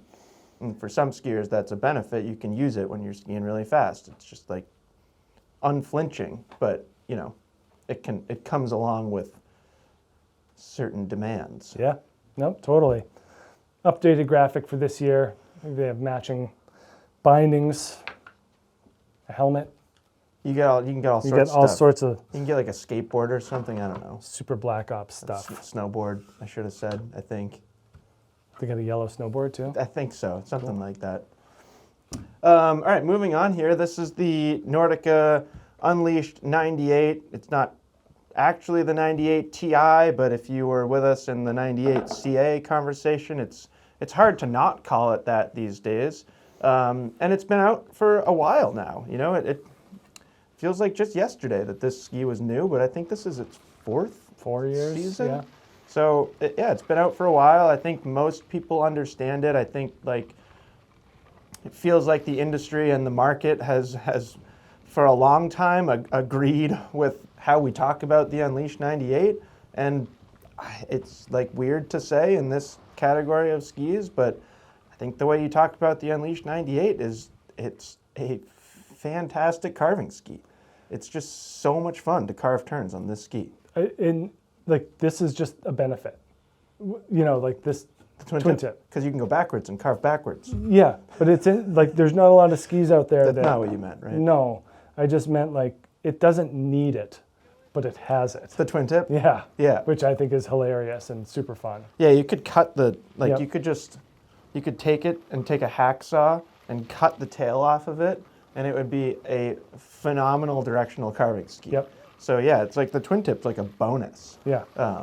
You know, I think a lot of people get on this ski that don't have a park background or like don't think about that stuff at all and get on an Unleashed 98 and just fall in love with it. I mean, I've talked to a lot of people that don't ski this in the park, that they don't even care about skiing switch, but they've still landed on this ski as like their favorite ski. How many people have you met that don't like it? Like how often does negative feedback come across our desk on an Unleashed 98 Ti? Yeah, not very often. Yeah. I don't think ever. I don't think it's ever negative. I do think that people also have learned and understand that yes, it is kind of demanding. And I told you I would present this argument, and here it goes. I think it should be to the right of that Rustler 10. Okay. We don't have to actually physically move it. But for me, I've like a lot of people talk about these two skis, the Unleashed and the Rustler. Little different, you know, the Rustler's wider, but they both use a decent amount of metal. I've always found that like this shape, just depending on where you take it, and I guess that's where my mind is going, like I have to work harder on an Unleashed 98 in the trees than I do on a Rustler. I'll concede that for sure. So that's like really the only reason that I was kind of thinking like, oh, it could go over there. So the same construction as this ski, that same performance wood core, the poplar and beech, but in this ski we get that terrain-specific metal, and it's really interesting. This is probably the 75th time we've talked about terrain-specific metal, but it's full width up here and then tapers into the middle of the ski and then goes full width underfoot and then does the same in the tail. Came from the Santa Ana series, works really well in here. I think like the biggest benefit is having all that metal up here. Especially paired with less rocker. Yeah. So, yeah. I mean, you brought up Santa Ana. It's very interesting to think about that ski Yeah. related to this because it has more rocker. Yeah. And it's true. Santa Ana does not feel as Not as eager quick as to pull into the turn. No, this thing just rips you into a Yeah. carving turn, and it does it so well. And having that vibration damping from the metal in the shovel, it just goes a long way to like, it translates to confidence. It's like encouraging you to just keep driving your turns because you can hit some like firm, bumpy stuff, and the ski just stays pretty composed. We looked at the weight already, but 2,050 grams on the scale in this 186. We looked at the flex already too, but just a reminder, it's a pretty stiff ski. Yeah. So you know, it absolutely excels on trail. When you take it into softer snow, it starts to be a little bit more demanding. Certainly can do it. You know, it's 98 underfoot and it's a twin tip, so it should be pretty good in the trees at least. You know, if ski it back to back with a enforcer. Yeah. And I think most people would find this easier. And then take it into the park, and it's a similar conversation. Like, it comes along with a decent set of demands. And I think this new 98 CA is alleviating that for a lot of skiers. But I mean, it's one of my favorite skis to ski on out of everything up here. It's just I think I'm with many Unleashed skiers in the sense that when I get on it, like, I just want to ski on trail. Right. I just want to stay on trail and make those beautiful carving turns that it makes. It is, what's the turn radius on this big long one? 18.8? Yeah. So even in a long length, it's a pretty snappy radius.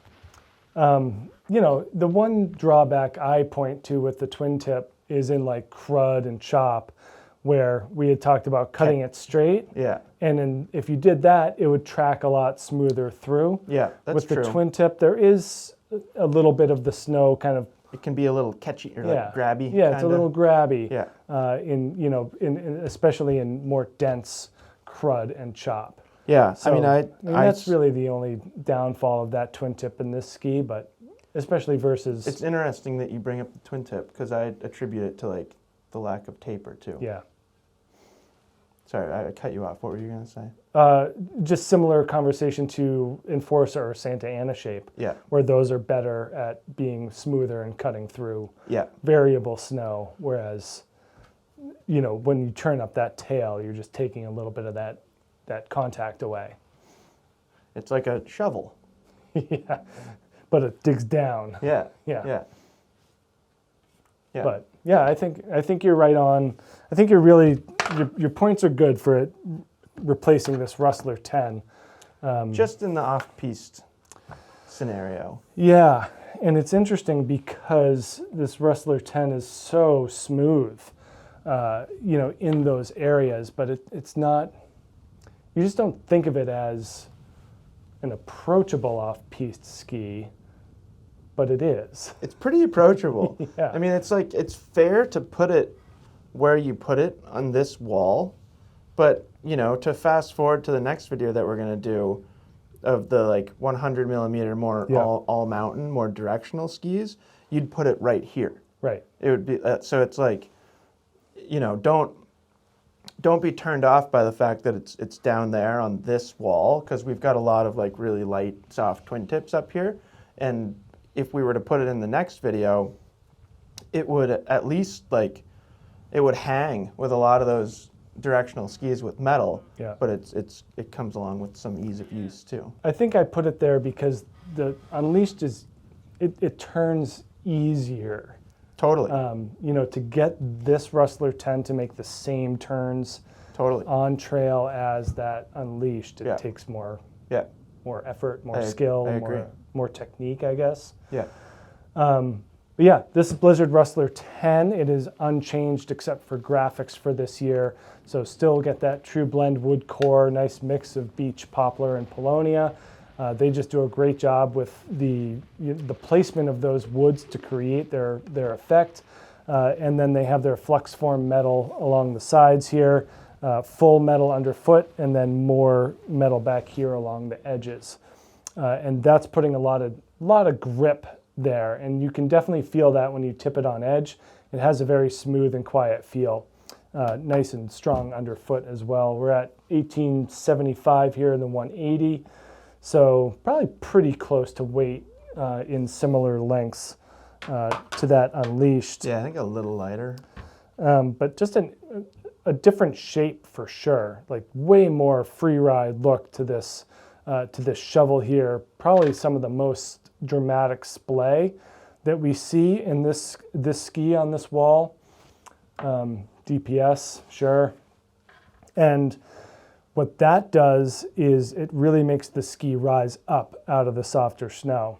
What's interesting is that it's kind of balanced with this flatter profile underfoot. So there's not a ton of camber in this ski, similar to kind of what we talk about with like a Volkl Mantra, something, or any of the Blaze 104, whatever you want to say. Pretty flat underfoot, and that makes it really easy to pivot. And then long tail rocker, but nowhere near the same splay ratios. You know, the tip is way more bulbous and splayed out than the tail. Yeah, definitely a soft snow design in the tip. But then that flatter profile, you can pivot this ski really well and pretty easily. So it's interesting how they balance those attributes. And I always find that, you know, about skis, that kind of blend different things and do it in different ways. I find that interesting. Yeah. Like this tip is going to want to pop up, but then the lack of camber makes it slide. Yeah. So they're allowing skiers to make informed decisions for themselves about what type of turn they're going to make and when. You're in full control. Yep. You know, as like, which is interesting and like a little different than that M-Free. Right. Like that thing is pulling you into turns and encouraging you to do certain things. Yeah. And this just lets you do whatever you want. Yeah. Really even consistent flex too. Yeah. You know, it's not overly flexible. It's one of those skis that aligns well, similar to QST 100, where shape, profile, construction, flex, all really well balanced. And that's true with all the Rustlers. Yeah. The 9 and the 11 too. Yep. Yeah, I think this is definitely in that advanced category, if not above, in terms of being able to get all of it. You know, I do think that if you're looking for a first wider ski, you're going to be able to kind of get into that flatter profile easier. It's not going to be fighting you. But in order to access all that the Rustler 10 is capable of, you can be a very aggressive and strong skier. Yep, definitely. It's actually like pretty similar shape to Playmaker. Yeah. The ski that we started with 2 Yeah. hours ago. But, you know, that ski's a lot easier to ski. But if you wanted to make that argument that it's more demanding, I wouldn't. Than the Unleashed? Yeah. Or less? Less. Whatever. Yeah. All right, last ski up here. This is the Volkl Revolt 101. You want to share this one, Bob? Sure. Since it's, I'm gonna give it a title. Most surprising ski of 2026. For me, yeah. It's got to be for me too. Also, it like for me, it came out of nowhere. Yeah, exactly. You know, like we generally have a decent idea when we start What's going. coming. Yeah, if people start coming to us with skis or we start going to places with skis, we generally have a decent idea of what's on the horizon. Yeah. And getting to Pico this year for our industry demo, and I saw someone scooting around on this, and kind of was like, "What's that?" Yeah. And went and was like, "Oh, it's a Revolt 101." I'm like, "Okay, well, what?" Like I know what a Revolt 114 is. I know what a Revolt 104 is. I know what all these things are. What is this? What is the Revolt 101? Yeah. And so I didn't even think that it was a pared down version of the 114 until I skied it. Yeah. And then I'm like, oh, okay, this is not part of the Twin Tip Revolt collection. Nope. This is part of the Big Mountain Revolt collection. Yeah. Just smaller mountain. It's very interesting. Very interesting. So, you know, whereas this does take a little bit of a difference in construction versus the Sender Free 110, the Revolt 101 does not. It is really the same construction and shape and profile, just in a different footprint. And for me, you know, from first turn, it was like, this is the most impressive ski that I've been on. And I don't know why. And I don't know who's going to get it. I don't know who it's for. All I know is that I really like it. It's very impressive. Yeah. Yeah. Like you said, derived from that Revolt 114, which has always been like a huge outlier in the Revolt collection. They call it out too. If you read their literature, they're like, this is not like the other Revolts. Right. But it's still it's still a Revolt. It's very strange. And at least now it has a partner in crime in this 101. Yeah, it's got a buddy. So yeah, like we've really kind of landed on this ski as being like a mini big mountain ski. You know, if you're here on the East Coast and you're really into like freeride competitions and you have aspirations of getting on the Freeride World Tour someday, it's a great place to be, and that's kind of its design. And then like outside of that, it's also wildly good pretty much everywhere else. Yeah. It is heavy, so it's multi-layer wood core, poplar and beech, I'm pretty sure. And then it's very, very thick. So it comes out to 2,150 grams, and this must be the 181? 182, yeah. 182, thank you. So yeah, it's pretty heavy. And then when you have it in your hand, the core thickness is striking. Yeah. It is like the thickest, kind of beefiest ski on this wall. Follows this, but if you got a 114 in your hand, it follows those same things. Yeah, so it's pretty stiff. You know, it might be the stiffest ski up here. Can't really think of something that would be stiffer. I mean, like hand flexing that, the DPS is pretty stiff. But yeah, true. This probably skis a little stiffer. Yeah. And it is like a pretty demanding ski. That's why we put it down there.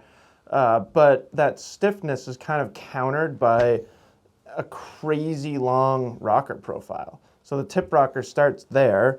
The camber height is relatively low, and the camber length is pretty short. And then tail rocker is just crazy long. And tail splay. Taper. Yeah. Is nuts. Tail taper. Yeah. Thank you. Yeah. So, you know, gets really, really narrow back here. And if it wasn't shaped like this, if you took this build and shaped it like an Unleashed 98, it would try and break your leg. Probably, yep. So it's pretty strong, or it's very strong, and it's not tremendously easy to ski, but they did give you the ability to do different things on it. So you can rip carving turns on it, like way better than you should be able to. I mean, it's what, you know, I don't know if this is like, I'm not going to say it's the best carving ski in this category, but it's my favorite at carving. It's quite good. I would say I probably prefer the Unleashed, just like a little bit. The Unleashed feels like a little bit rounder, but this thing just like, it just wants you to go and go and go and go, and it has no speed limit whatsoever. And the edge grip is just extraordinary. Yeah, for like just a simple wood core ski. Yeah. It's so good. It doesn't really make any sense. You know, it's kind of one of those skis that if you get to experience somebody's first time on it, you'll just see their eyes light up because it just surpasses any expectation that you could have. I loved throughout the year, because we spent a good amount we spent a good amount of time on it, just being like, what else can it do? What else can it do? What else can it do? What else can it do? Right. And actually got more fun and throughout the year, kind of culminating in the spring. The answer just kept being yes. Yeah.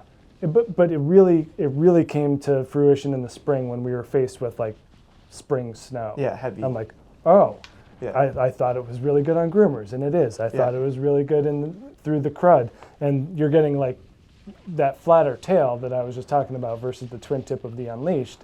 That really, when you get it on angle, just cuts right through. Yeah. You know, like in the trees, it's stiff.